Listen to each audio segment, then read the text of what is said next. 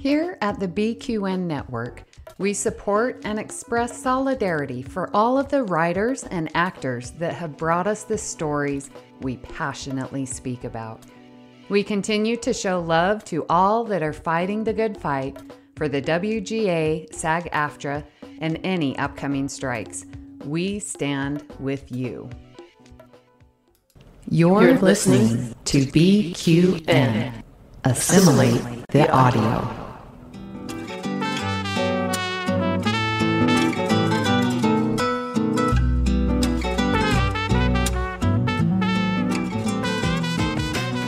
Welcome to Cinema Z, a film discussion and review podcast on BQN. We're here to showcase the films you probably missed but should definitely check out. From independent and obscure to art house and absurd, each episode will gather, perhaps cocktail in hand, to discuss it all.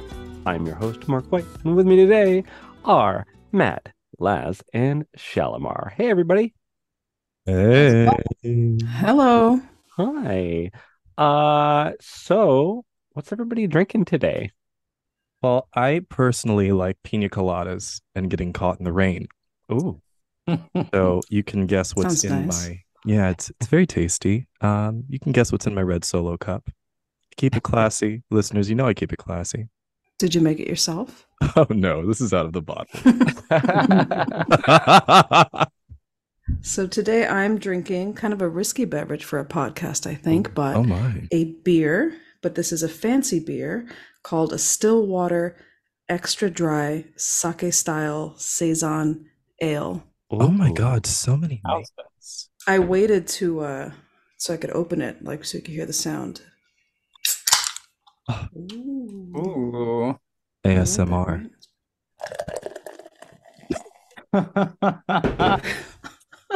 Shalimar with a seductive poor I listeners. love that so much.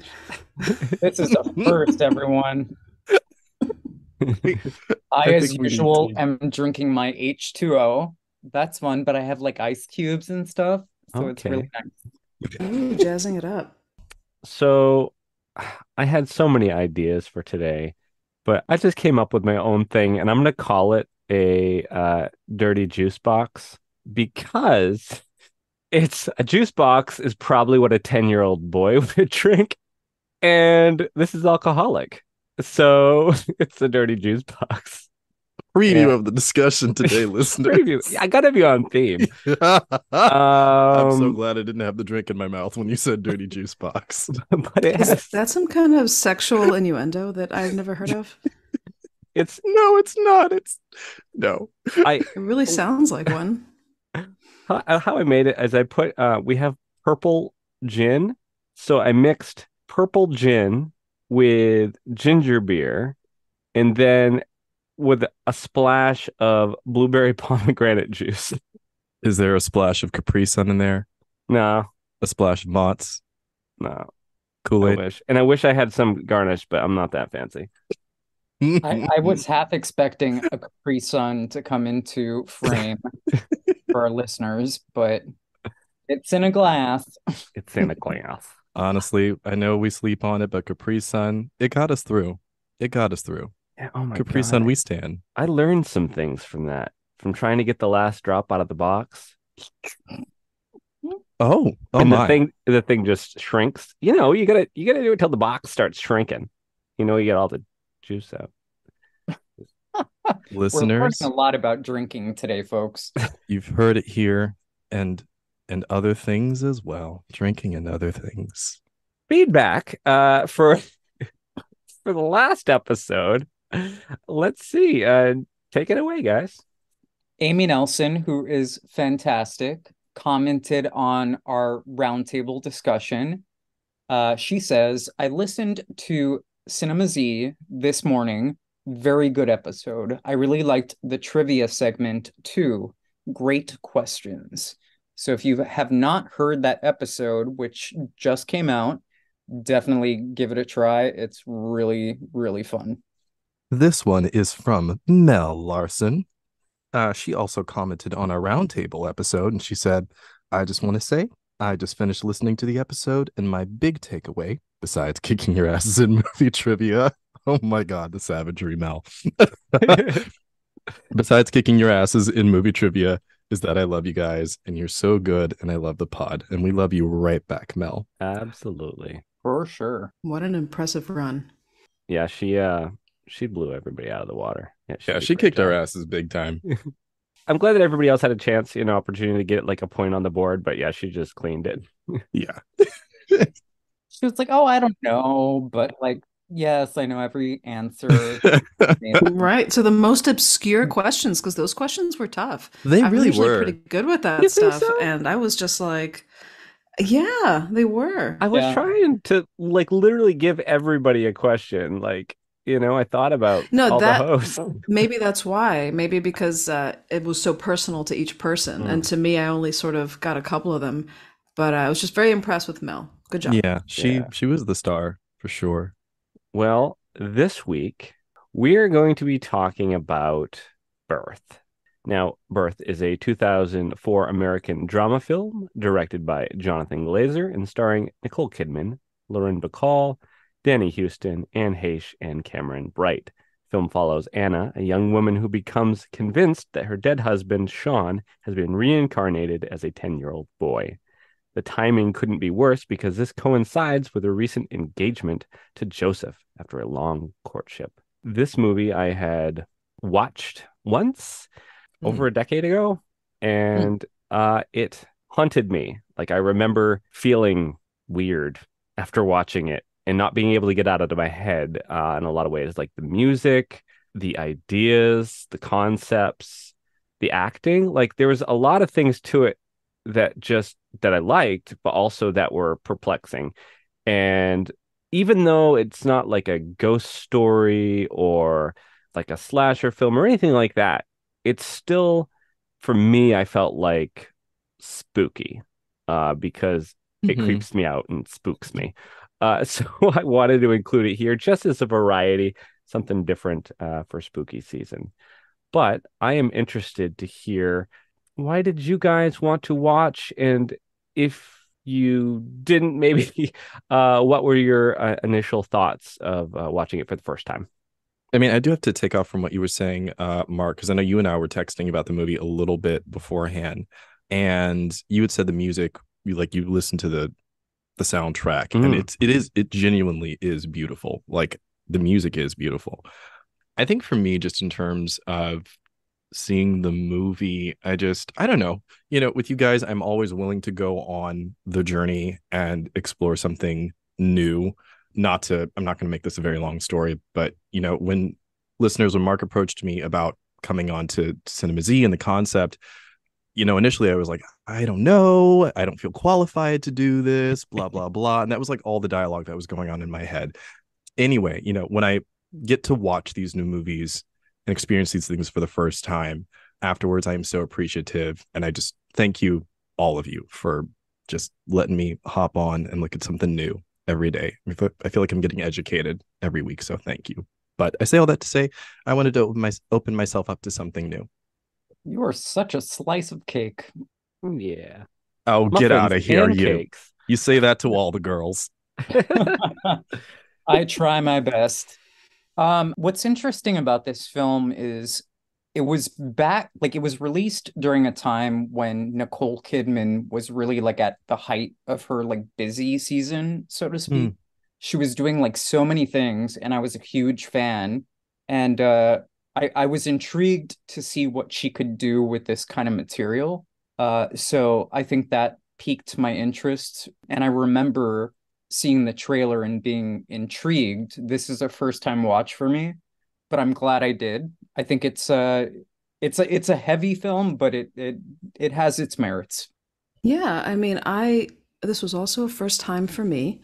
I could not remember this movie at all until I looked up the poster, or I looked at the movie and the poster popped up, and that little boy's eyes. I was like, oh, I remember that face, and I remember Hmm. seeing posters plastered all over New York.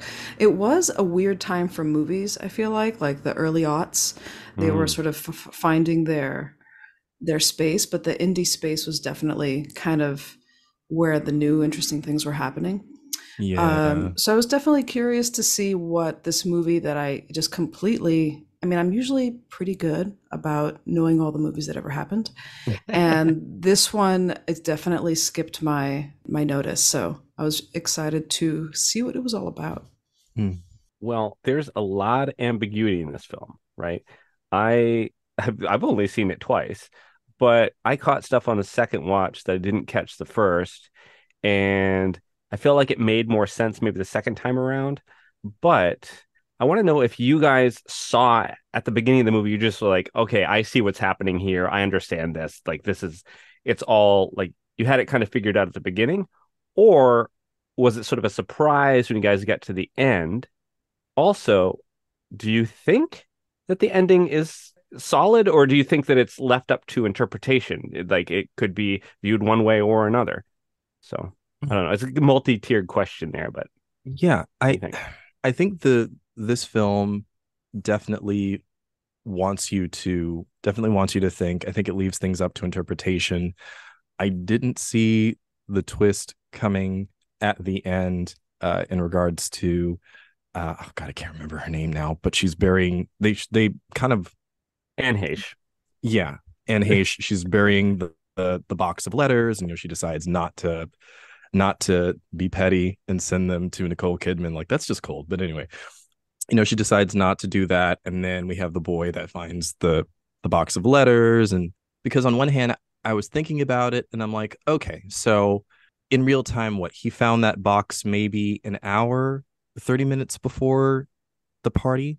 And there's no way that anyone, even an adult, can look through all of that material and come to this party and drop all of this knowledge that fast. There's just no way. And I might be too practical in my mindset about it, but yeah, there's just no way. I don't know. I mean, because I'm still thinking about certain things now, because initially I was like, okay, well, maybe this child had some mental trauma, some issues that he needs to work out. But then there's that whole moment where he passes out. Yeah. At the beginning of the film. And I mean, yes, that could be a mental health issue, but coming from a personal place, I do believe in spiritual things and some form of reincarnation I do believe in. So I don't know. I don't know if I'm making much sense right now. And maybe that's just the job of the film. I think so. Yeah, I mean, first I need to sort of give a little background on the fact that I've seen probably every episode of Law and Order SVU about 100 times. So to me, I figured it out pretty soon that this kid was fucking with them. I don't know why. And when the twist came, I was a little disappointed because I'm like, wow, the entire time I'm here telling everybody, like, you guys are being so stupid. Like, he's obviously fucking with you. And then at the end he was. And I was like, oh man, now I feel stupid for having these constant conversations with myself. Because I got to be honest, Mark, I was watching this movie and I just kept screaming, what the fuck? At like every... That's valid. That's very valid. There are definitely a couple. Well, there's a couple that come to my mind of what the fuck is happening. Oh yeah, there was definitely some like scenes that were very intimate and very uncomfortable. And even though I want to be angry about that, I can't be, because I've seen like Leon the Professional, and even that to me is even more uncomfortable. That scene with Natalie Portman as a 12-year-old sort of doing a sexy dance in front of the friend. That's right. Yeah. So I was like, okay, I'm going to put that aside, because that just might be my instinct as sort of a maternal 3 little brothers, or 2 little brothers and a little sibling who's a trans woman. And just seeing that kind of gave me a sort of a trigger. But I think the thing I was screaming at was just the constant like bad decision making by every adult. I was like, where the fuck is Olivia Benson when you need her? And that is kind of, I'm sorry, Mark, but that's kind of where I landed in regards to the ambiguity and the ending. I almost wanted it to be something supernatural. I'm sorry, there's race cars in my neighborhood. I don't know if you heard. Wow. Anyway, I'll pass the torch because I've said enough. So I err very much on the same side as Shalimar. Like I knew immediately what was going on. And again, I love true crime and horror, all this stuff. So like the mystery wasn't really present. So the entire film, I found myself similar to Shalimar, just asking myself, like, why aren't these people like calling the cops or calling social services or like doing something to like investigate what is happening? And it was a bit frustrating for me in that regards. I think that the filmmakers were trying to achieve something, but I don't know that it landed for me personally. In regards to the adults constantly making bad decisions, I think the boy has several different moments with almost each of the characters. And I think the reason why caution kind of went out the window to me is because I think on some level they all wanted it to be him subconsciously. I can see that. Yeah. I think that there was just a little bit of desperation there. I wonder why there was that scene in the hallway where they first are like, you gotta stop this. They got the kids' parents involved. And I was like, okay, clearly a restraining order is needed. I was just at that point like, I mean, the kid obviously isn't remorseful. He's telling her he's gonna keep bothering her. Mm-hmm. Okay, which is not the sign of somebody who loves you and cares about you to torture them. It's a psycho stalker. That was the thing. That was the thing that I took away from it. I think the twist for me was how he found out, like the letters, like that was like, oh, that's how he figured it out. But the entire time I'm like, this is a little predator. And he's going to go to school and he's going to grow up and go through puberty and he's going to go off and stalk other people. And this is what I'm telling you. I watched too much Law and Order SVU. I was about to say, I didn't even go that far with them. There's a pattern. I just went all the way. I went all the way. Shalimar has his whole life planned out, listeners. She sees the facial tattoos. She sees doing community service. He would be the type of predator who looks clean cut and is very unassuming. And you think they're really sweet and love you, and then all of a sudden they're being super possessive. And speaking of possessive, I'm sorry, but as a woman watching this movie, I had so many things went off in my mind. Like that speech of Joseph at the beginning when he's giving the little speech about their courtship. It was so uncomfortable. Oh my God. Maybe that's the point of the whole movie, to make you feel cringe. And if that was the point, it did it. But I'm sorry if I'm talking to the side, but I'm looking at you guys. So it was just like this notion of, I asked her once and she said no and I had to wait, and I asked her twice and she said no and I had to wait, but now I finally snagged her.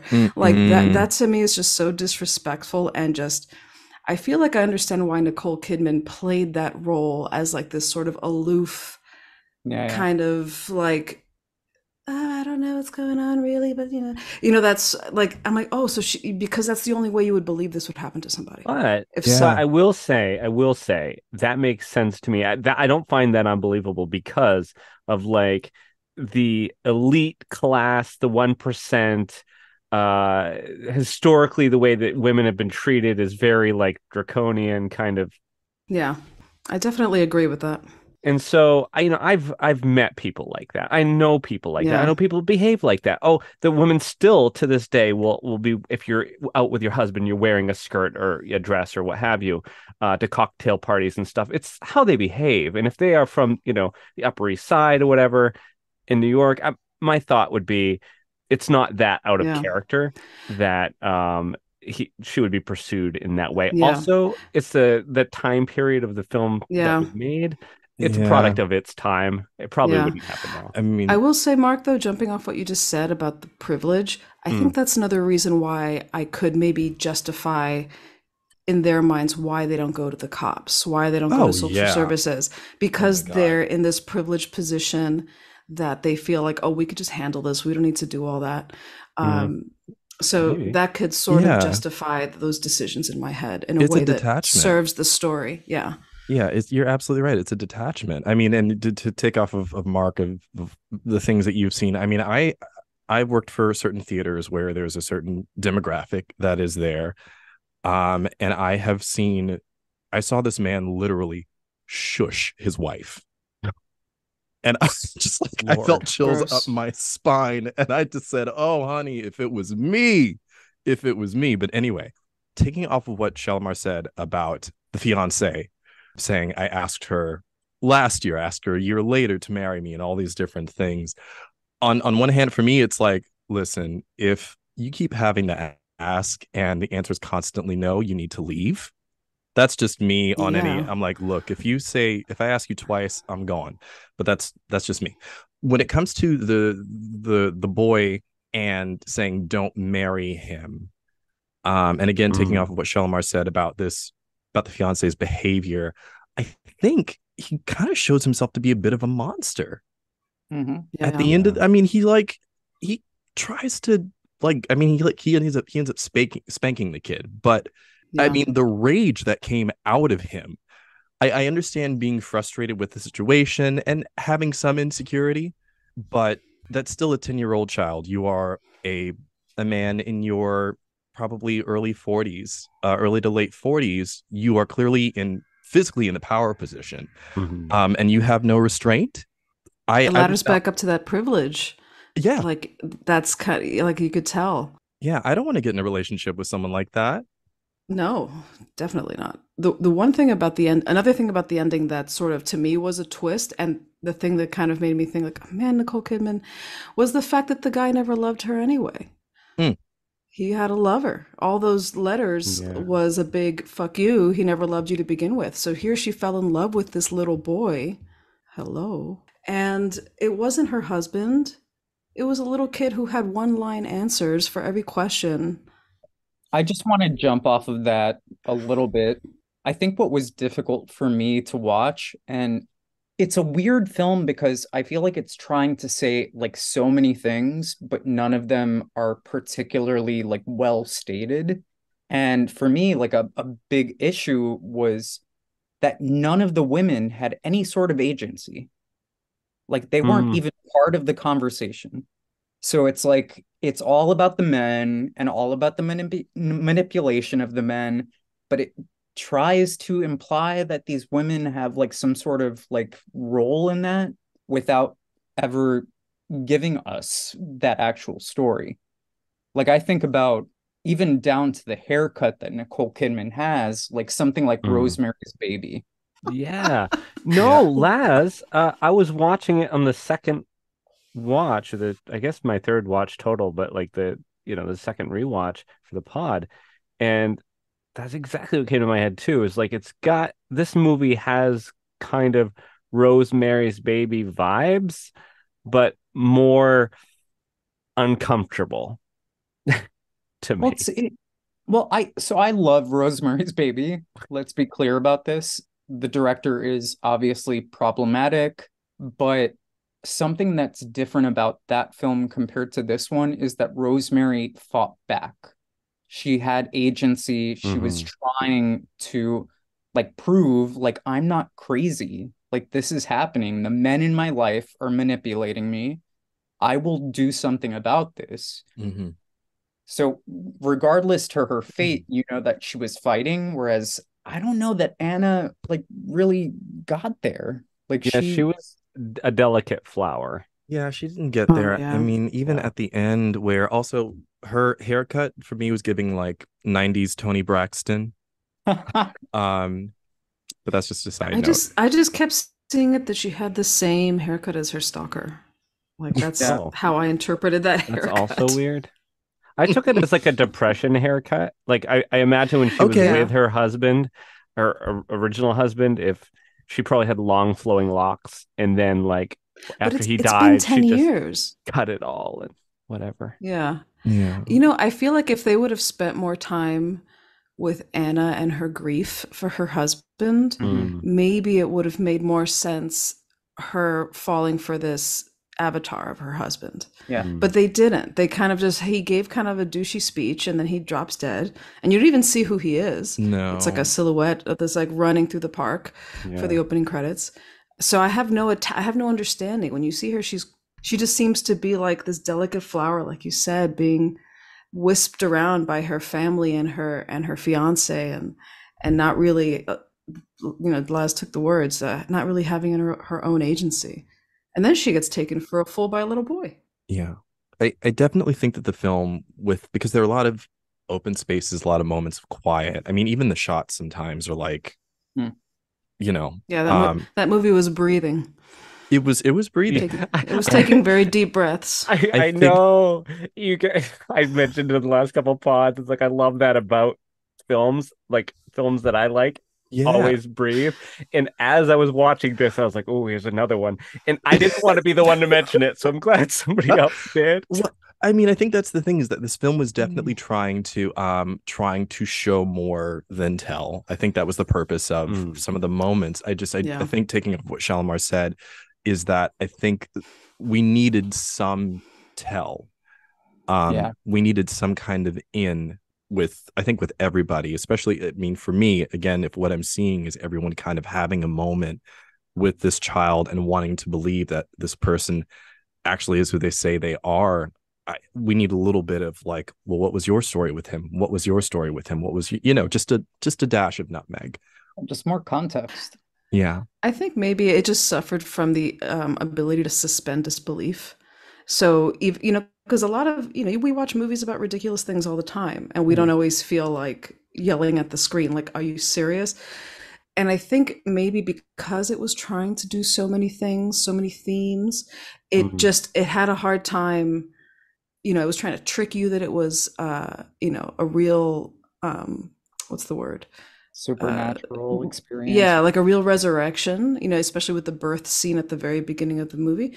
The movie had nothing to do with the notion of birth or resurrection, or maybe it did. Is that the ambiguity? If they were trying to make you confused about whether it is a real resurrection or whether it's a hoax, I'm not sure if they left it ambiguous enough or if they did enough to make you think it was real.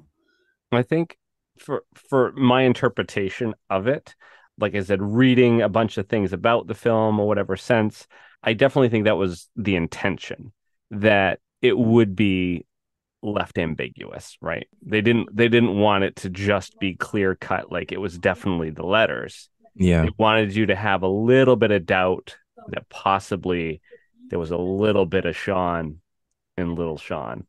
But I agree with you guys actually to an extent where it was pointed too much at the letters.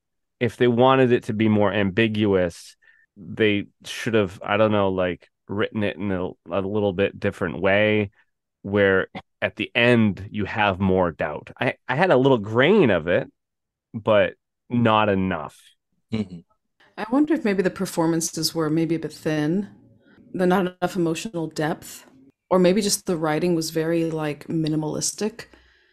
I just feel like if somebody was resurrected, you'd be asking them all kinds of questions, not the ones very specific to a couple love letters that are from Anna's perspective.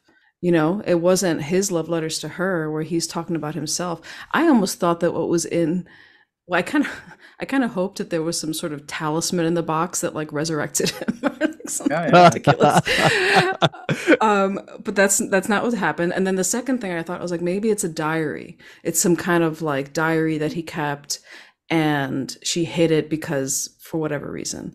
But then when I found out it was love letters, that's one of those things. It's just doing too much. It's like both destroying Anna's belief that her husband loved her, but also destroying the fact that Sean isn't Sean. And now we have Scary Anne Heche. And it's a lot that happens in that moment. Scary Anne Heche. Oh, I'm and sorry. I told you guys in the Rest chat, in peace. she is She at was her scary. best when she's unhinged. I love an unhinged Anne Heche. She was glorious in this. She was great, and I Know What You Did Last Summer. And you know what? Anne Heche now, she's with the aliens, so they've beamed her up. Boy, they. I have one other question I want to toss in here. That I've been batting around where to place the question, so I'm just going to ask you here. After rewatching, like I said, I hadn't seen it in 10 years. I was like, oh, I think it's spooky season material, whatever. I put it in here. Mm-hmm. After my rewatch, I'm solid in my corner that it is a spooky film because it still makes me uncomfortable to watch. And after I've watched it, I feel icky and I want to take a shower. And it haunts me. Like haunts my psyche. Like I could think about the film and shudder a little bit. So I feel like on that level, it fits the spooky season, but I want everybody else's opinion. I'll jump in here, being the horror guy. Um, I would say like a hard no. It is not like a terrifying film. I think like similar to what Shalimar was saying earlier, because it ends up being more of like a drama thriller, like there's no supernatural aspect. Like they kind of tie up the bows in a certain way that doesn't really leave me personally thinking like, oh yeah, like this is like something otherworldly, you know. And I think that's something really important for any sort of horror. It's like it has to be outside of a belief system. It has to be something external that really affects you. I keep on going back to the comparison to Rosemary's Baby because that's the like closest I think I can get with this film. Mm-hmm. In that is something where there's dread, because whether she's going crazy or not, whether she's gonna give birth to the devil baby, you know that there's something supernatural happening. And at the end, they make it very clear. This is what's going on. So with this one, I think it's so vague that it ends up being a little bit more of a drama than a horror. Yeah. I will say I was horrified by some of the moments in the movie. Well, my question wasn't really if it was a horror film. It was just if it was spooky. I don't know if it was spooky because I guess for me, I think this has got to be a personal approach for anybody. I think something that is emotionally stressful and uncomfortable could be considered spooky for some people. And it could be considered spooky for me. I definitely was spooked. It's definitely emotionally spooky, but I don't know if it's physically is the wrong word, but I don't know if it's that kind of spooky where I felt spooked. I think that there is a spooky element in terms of wonder and question, and I think being unsure in regards to the human elements in the movie. It makes me think about The Mist a little bit when, I mean, yes, we had interdimensional monsters and we have spiders shooting flammable webbing from their butts, which I'm still uncomfortable with. But we were discussing how one of the scary elements was the religious fanatic. Mm-hmm. And for me, that's a very human thing to be spooked by. And for me, the human element here is just the question of, is he or isn't he? And so there's a spooky element in this film for me, for sure. Well, if we're all sufficiently uncomfortable, maybe we can play. So mix it up a little bit. I've got a couple of scenes here, and if our listeners have not watched the movie, hopefully the scenes I have picked will, I don't know, give you a feel about what the movie is, and also creep you out a little bit.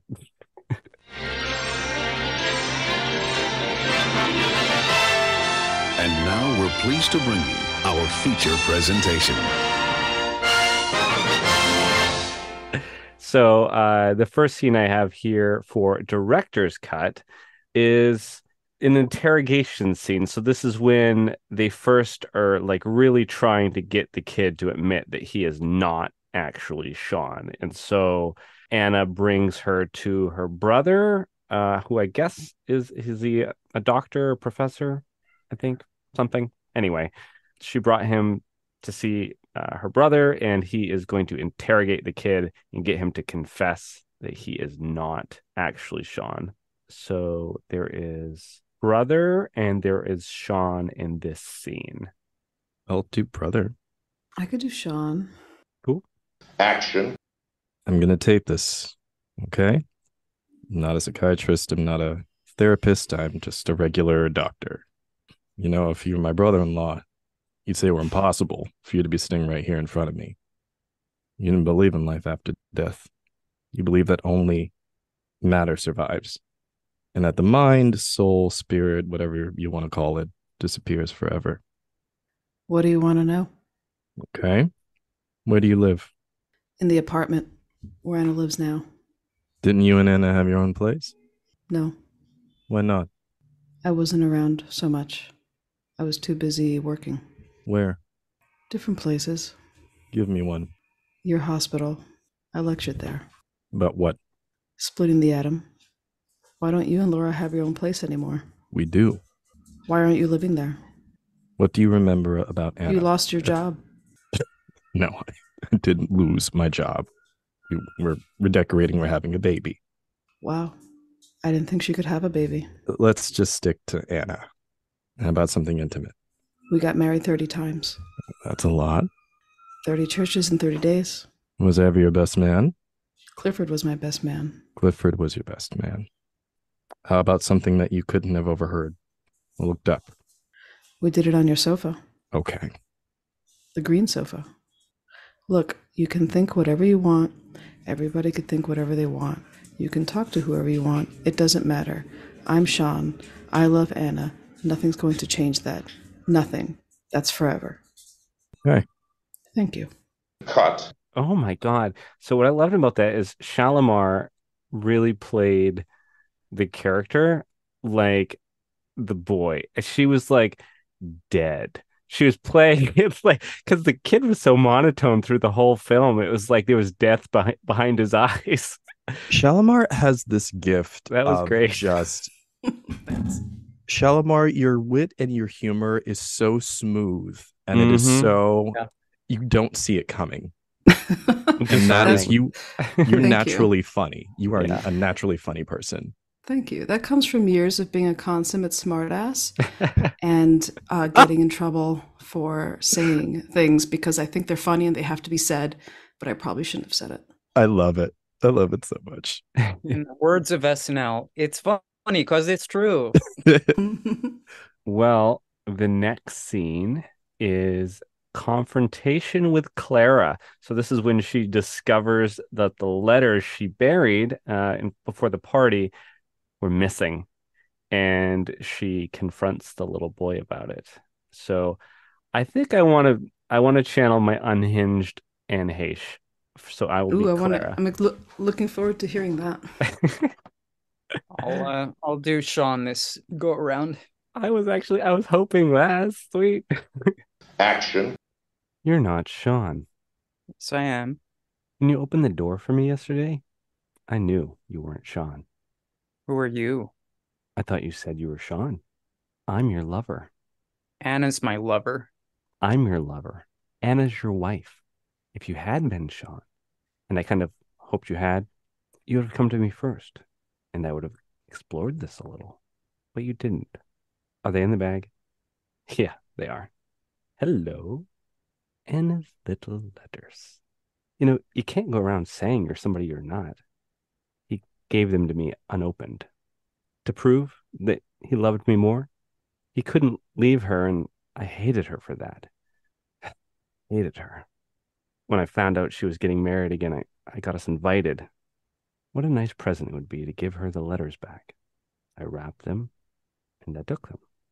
But I couldn't do it. I changed my mind. Sorry, kid. You're not him. Cut. Oh God, the when she says, I would have explored this, like I burst out laughing. Honestly, that might have been the best part of the whole movie for me because it was so well delivered and kind of almost made fun of the movie within the movie. And it was self-aware. Yeah, she did it. She delivered it so well. She's so cringe. She was great. She was. Rest in peace. Rest in peace, Miss Heche. And thank you, Laz. That was very good. I know I tried to channel my creepy inner child. Yes, thank you, Mr. Tish. I was writing it, and I actually heard Laz's voice when I was typing Sean's lines, and I didn't say anything. I don't know if that's a good thing or not. Really quick, did that kid ever act in anything ever again? So yes. I was going to save this trivia for later. Oh, okay. Let's save it for later. Yeah, throw it out at trivia. But I will say I have seen pictures of him as an adult, just as creepy, just as dead in the eyes. So I don't know how he's still working. But anyway, throwing that out there. Okay. I think they typecast him because he's so creepy looking. All right. Perfect transition. All right. So on to rewrites. Now, I know there's probably not much you guys would change, but, please stretch a little bit. Try to find something that if you were making the film, you might change about it. And yeah, take it away. All right. We all know the scene that I'm going to talk about. I think when Nicole Kidman is in the bath and baby Sean comes in, disrobes, gets in the bath. I think I understand what is trying to be said with that moment or implied in that moment. I think the story is trying to lean into more of the question or the fact that, hey, this is Sean. These people were two adults. They were two adults that were intimate with each other. The physical intimacy, is not the point of the scene. The point is to show that these two people have seen each other in this way and shared this space and time together. So on one hand, the idea of both of them being nude in the bath, metaphorically, I see it and I get it. I don't know if we needed to have baby Sean be naked for that. I think we could have easily done that with him walking in while she's nude in the bath and just sitting there and taking her in and observing her. I think the same story could have been told because it's just about the fact, to me, that these two people share this intimate space and knew each other that way without obviously physically executing that in this moment in time. Some of those reservations, I'll be honest, come from my being uncomfortable with the scene, but trying to be objective about it and observing it. I think that's what I saw, but that's also what I would have probably would have changed. Very valid point. Yeah, it would have worked just as well if he just sat down. Yeah, it was a bit unnecessary, almost gratuitous, and makes you question what the director was thinking. I think that what I would change, and I think I know how to fix this movie. This is what we do. We rewrite the ending. She gives it all up and runs away with this little boy. She does it. No, it. No, seriously. She absolutely does it. And the minute they start settling in, she's like putting away his stuff because she's going to have to be his mother for a couple years. Right. And she finds the love letters. End. Right there. I think that would have tied it up better than her running across the ocean. Like, yeah. You're in the wrong profession. You should be a screenwriter. That's good. That's a very interesting twist. That's a good twist. Right? Wouldn't you have been like, you would have been so uncomfortable the whole time she's driving across the bridge.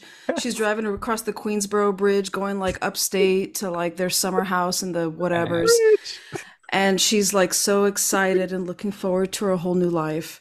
And she's putting away her husband's book bag and finds all her corny love letters to her husband who never fucking loved her to begin with. And then she learns a lesson because that's what this movie lacked, a full like circle moment. Yeah. It was just a lot of half circles. We are now going to refer to Sean as the son husband.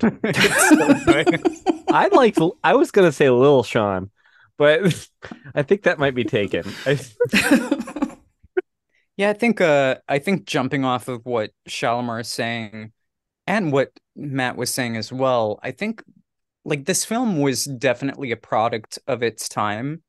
It's hard to criticize it with like a new lens during like what we've learned since then. But I would say outside of whatever I feel about this movie, what I would rewrite now is just more care into the script and into the story on certain issues. I know back then it was like, ooh, shocking. But I think if they were to handle that better, and maybe if that ending that Shalimar just wrote out of nowhere were to happen, I think it could have rectified some of this stuff. I totally agree. I think, you have to be careful as just as an artist. I think with the content of your work in terms of questioning, am I doing this for shock value, just for shock value? Yeah. What is the end goal? Like, what is the intention? What is the intention of what I am trying to do with this moment, with this piece of art? Like, what's the intention? And I think we have to be clear about that in whatever medium it is. Absolutely. And I think this is also my true crime bias because I'm just so immersed in that world. And I grew up with a Latina mom who wouldn't let me sit on my adult male relatives' laps after the age of 5. Me too. I had that too. Right. So it was a very hyper aware thing. And I think that kind of was immediately to me just so, I think maybe because it's a little boy and because of the times, people didn't think that was the case, but it's the fucking case. Like, the world is pretty bad out there when it comes to this kind of stuff. So I know we're talking about it a lot, but I think it's important to talk about because we should filmmakers have a responsibility on what they're putting on the screen, Absolutely. not only to their story, but to their performers and to how people are going to, what they want people to take away from the story. And I think because it never came full circle, a lesson was never learned, it just fell apart, and I felt like I just watched something really inappropriate. I didn't feel like my characters took a journey. The kid gets to go back to school, hunky-dory. She's married with her rich guy crying on the beach. And it wasn't enough, I think, to justify its existence. Yeah. I will say the director has stated since the film, there was a lot of backlash, obviously, about this. Right. But he has stated that the only scenes where they actually were in the same room together was when he was walking towards the tub. Everything else was shot separately. They weren't even in the same room at the same time. They just camera tricks and whatnot. So at least there's that. That's good. So that's good. Just at least they didn't traumatize the child. Yeah. So rewrites for me, I mean, what you guys have pointed out as being rewrites, I 100% agree with. I liked where Shalimar went with, like, the ending. That was great. Talking about, like, the bathtub scene, Matt, with you, like, having him just sort of come and, like, maybe sit on a bench or something, or even just walk in the door and just have it left to the imagination, would have been fine. So you don't actually know what transpired. But so I guess I would just back up you guys' rewrites, because I agree it would have made the film better. I think it would have been received by people better had it not been a little gratuitous with some of that. Like you guys said, it's like I don't think that was necessary either. So I'll agree with you guys on that one. But moving on, so this will be an easy topic for everybody because we all loved it. Standouts. If you have to pick something about this film that stood out as a positive, hopefully we can all find something. What would that be? I think the boy did a great job with, not having a lot of text to work with and kind of just having these one-liners to deliver, and with such heavy content. I think he did a good job. So I would say he was a standout. I thought he was good. I would say the two things. I would say Anne Heche. I think her, 2 minutes in the movie made an impact. And the other thing I would say is, I don't know if I liked it. I don't know if I disliked it, but I thought it was very effective, and it was the music. The score, it was a little unhinged in a way, but interesting. I don't know how to explain it. It's hard because I only watched it once, but I do remember feeling like a little tense and a little like, I think they were trying to add some of that tension through the score that maybe the script wasn't delivering. Like some of that dread, some of that anxiety, because I definitely feel like I heard it through the music. I would echo that as well as like a standout. I think that the soundtrack did a lot of heavy lifting for some of the melodrama of it all, where it like really kind of helped you get into perhaps the mood they were trying to go for. So my standout I was gonna say the soundtrack as well, so go with that. But also, yeah, Anne Heche did a phenomenal performance with the little screen time she had. I kind of wish she was in more of the film because she was one of the few characters that wasn't wooden. There was complexity to her in the way she acted the Absolutely. character. She felt the most real and authentic to any of the other people in the movie. So Anne Heche did great. And also, like you guys said, the soundtrack is, I think it's hauntingly beautiful. I actually listened to it again at work the other day because I just liked the music. It's orchestral. It's very pretty. Yeah. I'd be curious to listen to it without the movie to see what it feels like, just hearing the score. Same here. Well, trivia time. Nicole Kidman called this one of her favorites amongst her filmography. She also believes it's one of the most overlooked and misunderstood films of her career, saying the controversies surrounding the bathtub scene eclipsed the themes of grief and vulnerability in the film. During a gala tribute to Nicole Kidman at the New York Film Festival in 2012, NYFF program director Richard Penna called this film one of the most underrated films of the last 20 years. Second collaboration between Nicole Kidman and Lauren Bacall. Kidman referred to Bacall as her American mother. Kidman and Bacall's other collaboration was Lars von Trier's Dogville. Nicole Kidman read the screenplay and wanted to do the film when she found out that Jonathan Glazer was directing, as she loved his previous film, Sexy Beast, up 2000. And here's the trivia that I had. It's kind of like a certain amount of degrees of separation. But yes, answer to Mark's question, that child did act again in X-Men 3, The Last Stand. And that is a movie that the one and only Lars Marquez did artwork for. Is he a villain in it? The boy? Yeah. No. Oh, that's so creepy. So creepy. I mean, he's kind of creepy in that movie, too. He just looks creepy. I found it interesting that Nicole Kidman, I didn't know she worked with Lars von Trier. I hadn't seen Dogville, but I did see Lars's Nymphomaniac, right? He did that.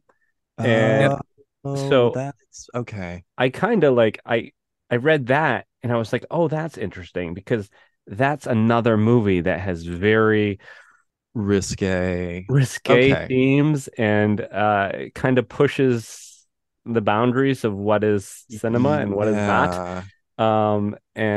Yeah, it says a lot. So I just find it interesting that she did that with him as well. Yeah, and she worked with Laz's dad. Blech. She worked with your dad? Yeah. Okay, wait, you have to tell. On his dad's last film. Oh, never mind. I get it now. Mr. Kubrick. Yeah, Eyes Wide Shut. She did Eyes Wide Shut as well, which is another sort of very adult film. So she watched that. Has a track record for these. I watched it when I was way too young and for the wrong reasons. It's something. Yeah. What were the reasons? Just look up Masquerade scene, Eyes Wide Shut. Yeah. Mm-hmm.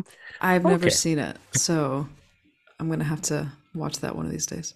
I like Kubrick, but this one, and I don't know. Maybe it was the lack there of chemistry with her and her at the time husband, Tom Cruise.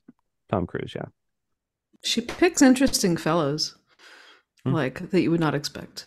Tom Cruise, the country guy. What's his name? Carl yeah. Urban. Every time I see them together, I'm like, how did this happen? But they're also both Australian, so maybe that was it. He's just as pretty as she is. I just can't get over his. He's got like country emo hair. Yeah. Well, final thoughts on the film. I thought it would be great if we give out unopened love letters.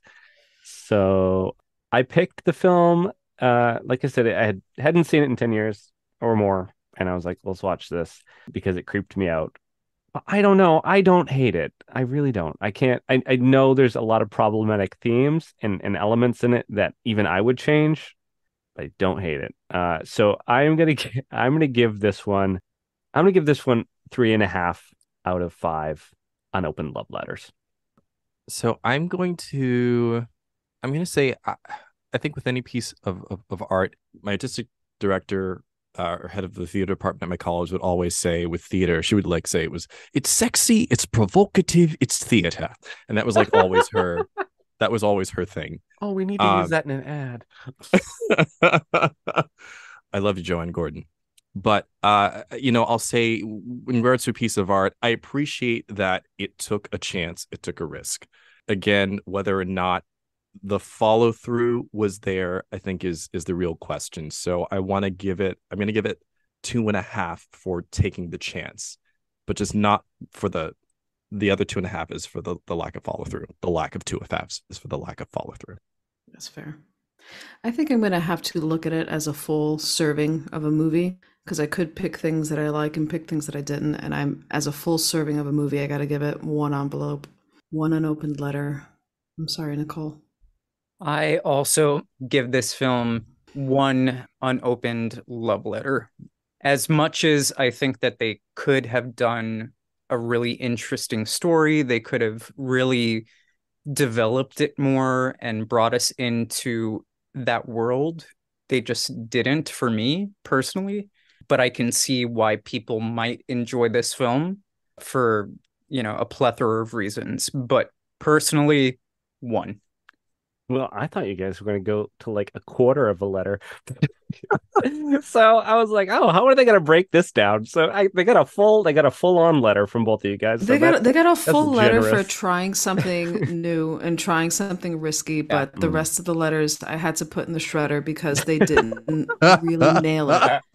And with subject matter so risky, I feel like you really got to nail it for it to have a reason for existing. Yeah, you got to know where you're going. If you're going to do that, you got to know where you're going. I agree. What shows are on BQN, you ask? Well, here's a rundown of some podcasts you might be interested in. All Good Things, a Star Trek Universe podcast covering all of Trek, hosted by Amy, Mark, Christos, and Kelvin. Bargain Bin Gamer, a YouTube show hosted by Davey, a self-proclaimed gamer who specializes in reviewing and showcasing affordable video games. If you're lost in the Delta Quadrant, check out The Captain's Couch, a Star Trek Voyager podcast hosted by Jeremiah sitting on Janeway's Ready Room couch. Cinema Z, a film discussion and review podcast showcasing films you probably missed but should definitely check out, hosted by Mark, Matt, and Laz. Beam Aboard the Galaxy Class, a Star Trek Next Generation podcast covering all of TNG, hosted by Amy, Joe, Rhea, and Kevin. History with the Szilagys, a snippet of historical events from around the world, hosted by Chrissy and Jason. For the newest Trek coverage, check out Infinite Diversity, hosted by Chrissy and Thad. Test your Trek knowledge with Treksperts Quiz, a Star Trek quiz show hosted and written by Davey. Union Federation, covering all things Star Trek and the Orville, which we all know is really a Star Trek show, hosted by Kyle, Kevin, Amy, and Haley. Spill the Tea with What's the Tea, Bev, a Trek current events and fan interview show hosted by Christos. And for our Patreon members, we have The Hive Mind, BQN's monthly roundtable discussion with hosts and listeners. It's Green, a cornucopia of topics hosted by Mark. And Amy's Math Moments, a quick look at math moments in Star Trek, hosted by Amy. We know you have a choice of podcasts to choose from, and we thank you for listening to BQN. Assimilate the audio. Laz, what are we going to be talking about next week? So, next week, we'll be discussing one of my favorite remake-ish films. We'll discuss that more. Evil Dead 2013. In this film, which you can find on Hulu for free with a subscription, Mia, Jane Levy, a drug addict, is determined to kick the habit.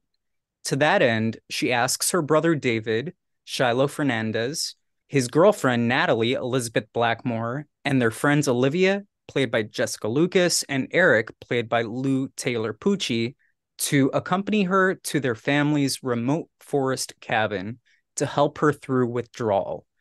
Eric finds a mysterious Book of the Dead at the cabin and reads aloud from it, awakening an ancient demon. All hell breaks loose when the malevolent entity possesses Mia. Oh my God, you guys. Have either of you seen this movie? Mark and Matt? Is that? No, I'm thinking of Cabin in the Woods because I just saw that. Well, good luck, guys. What? I love you so much. I'm pretty sure I forced you to watch this, right, Shal? I think so, and I liked it, but I will say, good luck. Hold on to your butts. It's a doozy. Is it going to be like Birth? Wear your brown pants. Oh no. Okay. So did I not watch this alone? No.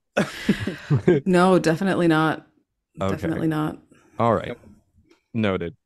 Well, we would love to hear what you thought of today's episode and hope you'll join our Facebook group, the BQN Collective, to continue our discussion there. You can also send your thoughts to @CinemaZPod on Twitter and Blue Sky and let us know if you'd like to recommend a film. Please follow the network on Twitter, Blue Sky, and Instagram @BQN Podcasts. So, Shalimar, where can people find you when you are not pursuing your fledgling screenwriting career? Oh, well, you could find me at Instagram at Shalimar Luis, and you can purchase my art at www.shalimarluis.art. So, Laz, where can people find you when you're not taking a bath with your son husband? Man, you really went there, huh? So you can find me at Laz Marquez, LazMarquez, on all social media platforms. And you can also find my work at www.lazmarquez.com. So, Mark, where can people find you when you're not having an episode like Anne Heche? Well, when I'm not doing that, which, you know what? Sometimes everybody just needs a moment. So I will take my moment. When I'm not doing that, you can find me in the BQN Collective Facebook group. You can find me on Blue Sky at MW207. And you can find me on All Good Things. It's the podcast I have here where we talk about Star Trek. I've been off for a couple of weeks because I've been house hunting. I am hoping I can come back soon, and I'm hoping I can get a house soon. But everything's up in the air. Well, we're sending you some positive vibes and some good energy there. Go. Yep. So, Matt, where can people find you when you are not wailing in tears in your wedding dress and dragging yourself through the water at a distant beach? I do that every Saturday afternoon. Actually, that's the one that I was going to use for you, Mark. Okay, so you can find me on Instagram on @1701BLERD. You can also find me on TikTok under the same name. I have a web series that's about a gay black nerd using Star Trek to cope with life. Episode 3 is gonna drop soon. The series is called 1701: A Blurred Story. So slide in those DMs, say hey, watch it, share it, subscribe, like. So please hit the subscribe button on Apple Podcasts or wherever you get your podcast, and leave us a star rating and written review. That helps others to find the show. You can also follow the entire network's podcasts with our master feed by searching BQN. At this time, we would like to thank our associate producer, Amy Nelson. A special thanks to Lars Marquez for our artwork each and every week. The opening and closing music for this podcast is titled Dancing Dead, and it was provided by Ketsa from the Free Music Archive, providing royalty-free music for content creators. If you'd like to help us keep all our shows coming to you each week, you can become a patron of the network on Patreon. We will add you to the Hive Mind Facebook group so you can enjoy It's Green, Amy Math's Moments, and other network perks. With a monthly subscription of $5 or more, you can join our meetings, the Hive Mind Roundtable discussion on the second Saturday of every month. Visit patreon.com/BQN to get all the details and watch your messages. Thank you for listening. We hope you'll tune in next time.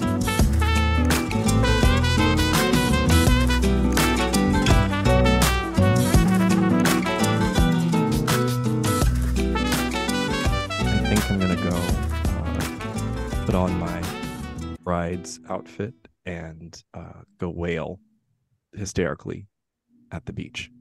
Shalimar, would you like to join That's me? good. You know what? I think I will. That sounds Okay. refreshing. That's good. It's good. It's a good idea. Let's do it. That I'll makes see you whale in noises? 5. Can we come with you? Yeah, of course. We can all dress in our brides outfits and wail into the abyss together. You have to have a dress, though. If you do not, you cannot come. Exactly. Yeah. That's the criteria. That's I'm the going to dress throw code. the red paint on Lass. I'm okay with this.